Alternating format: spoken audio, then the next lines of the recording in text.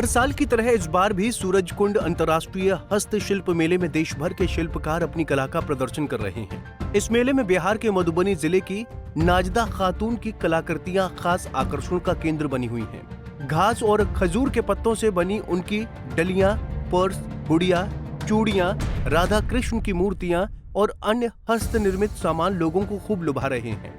नाजदा खातून बताती हैं कि उन्होंने ये कला 12 साल की उम्र में अपनी दादी से सीखी थी। साथ ही उन्होंने सिलाई का काम भी सीखा, लेकिन उनकी रुचि हस्तशिल्प में बनी रही। शुरुआती दिनों में उनके बनाए सामान की ज्यादा बिक्री नहीं होती थी, जिससे आर्थिक तंगी बनी रहती थी। परिवार की मजबूरियों के चलते उनकी शादी कम उम्र में ही कर दी गई, लेकिन उन्होंने अपनी इस कला को नहीं छोड़ा। उनके पति एक रिक्शा चालक थे, जिससे घर की स्थिति और खराब हो गई। नाम हुआ नाजदा खातून, मेरा घर जयनगर उसराही, जिला मधुबनी, बिहार। क्या चीज बनाते हैं आप? हम सिक्की का सामान बनाते हैं, ये खजूर के पत्ता से बनाते हैं, खजूर का मौनी पथिया बनाते हैं, डलिया बनाते हैं। उसके बाद जो है हम तो 12 साल सिलाई किया है बेटा। हम दादी सीखे थे सिलाई, दादी माँ से डलिया मौनी सीखे और सिलाई सीखे, तो 12 साल हम सिलाई किए। फिर उसके बाद जा करके हम से सिलाई छोड़ करके नहीं पोषण पालन हुआ, सिलाई छोड़ करके हम जो है सिक्की मौनी दादी सिखाए रहे, उसी काम हम करना शुरू कर दिए। तो बनावे मूर्ति सब बनावे, बहुत रंग का चीज सब बनावे। DID ऑफिस से जाए लगे, गया जिला गए, कलकत्ता गए, तो नहीं हमको ये हुआ, सामान सब नहीं बिक गए।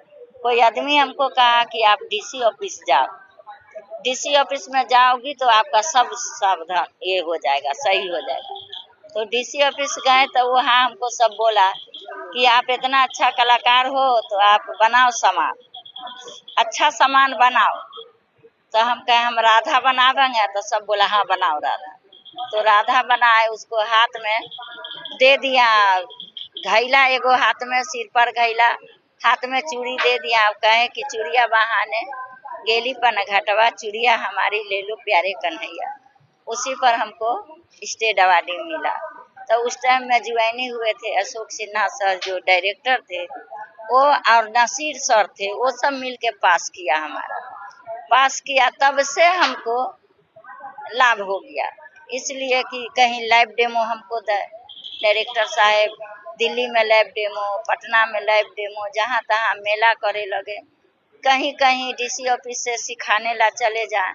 फिर उसके बाद जो है हमको बेटा के पढ़ाए, B.Ed करवाए, बेटी के इंटर करवाए, बेटी का शादी किए, हस्बैंड को रिक्शा चलना छोड़वा दिए।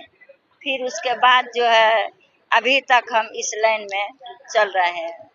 अब 2011 से हम कर रहे हैं ये काम। तो अब हमारे दुख का दिन तो चला गया, मगर अभी वही है कि भरो साल बनाते। क्या परिस्थिति आई थी, क्या हो गया था? अब मेरा हस्बैंड रिक्शा चलाता था, 5-6 आदमी का आश्रम था, तो रिक्शा में पोषण पालन करें तो इलाज करें तो कपड़ा नहीं, ऐसे ही प्रॉब्लम था। उन्होंने बताया कि एक दिन गुस्से में आकर खुद की बनाई काली माता की मूर्ति तोड़ दी थी, लेकिन फिर सोचा इस कला को नहीं छोड़ना चाहिए। नाजदा खातून कहती हैं 2011 से उन्होंने अपने हस्तशिल्प का काम पूरी तरह से शुरू किया और 2015 में उनकी मेहनत रंग लाई, जब उन्हें अपनी कला के लिए स्टेट अवार्ड से सम्मानित किया गया। इसके बाद उन्होंने अपने पति को रिक्शा छोड़कर काम में हाथ बटाने के लिए प्रेरित किया और उन्हें भी ये कला सिखाई। स्टेट अवार्ड मिलने के बाद नाजदा खातून को सरकार की ओर से अपनी कला को आगे बढ़ाने का अवसर मिला। के बाद हम उसका रिक्शा स्टेट अवार्डी हुए, तो सर सब बोलने लगा कि आप स्टेट अवार्डी हो गई हो, आपका पति रिक्शा चलाता है, आपको शोभा देता है। हम कहे कि शोभा तो नहीं देता है, मगर हमको अभी तो कुछ कमाई नहीं है।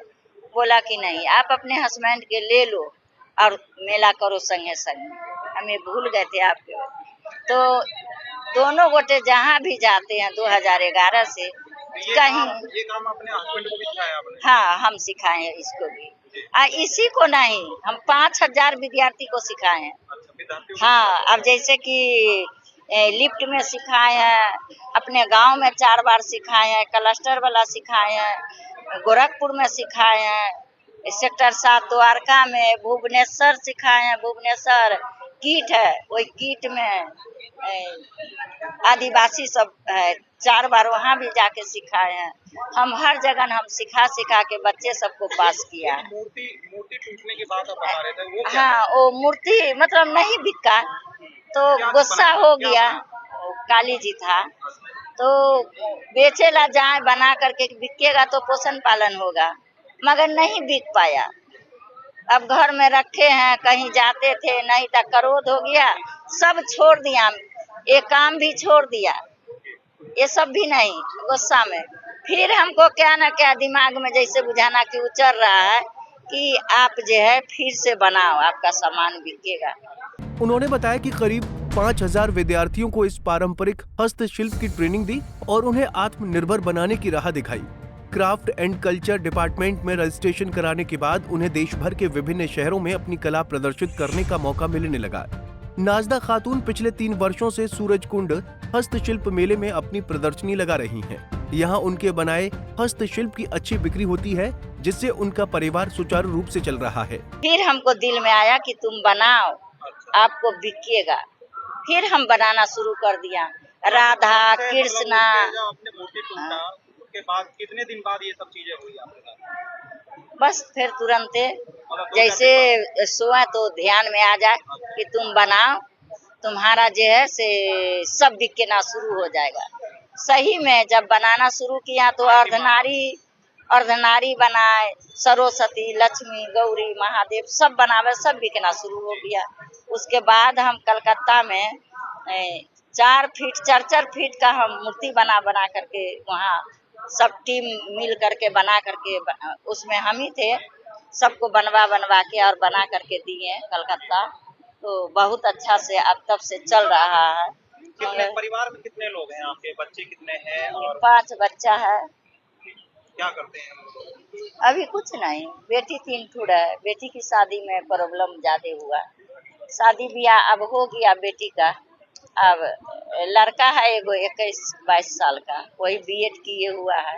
अब उसके जुगाड़ में है कि कहीं ऊपर वाला ताक देता तो कहीं पर लग जाता तो हम बैठ जाते, घर चल रहते। अब बुढ़ापा शरीर हुआ, अब बुढ़ापा में कितना हम घूमे, कहीं पर ठेस लगेगा, गिर जाएंगे, गाड़ी घोड़ा चलता रहता है।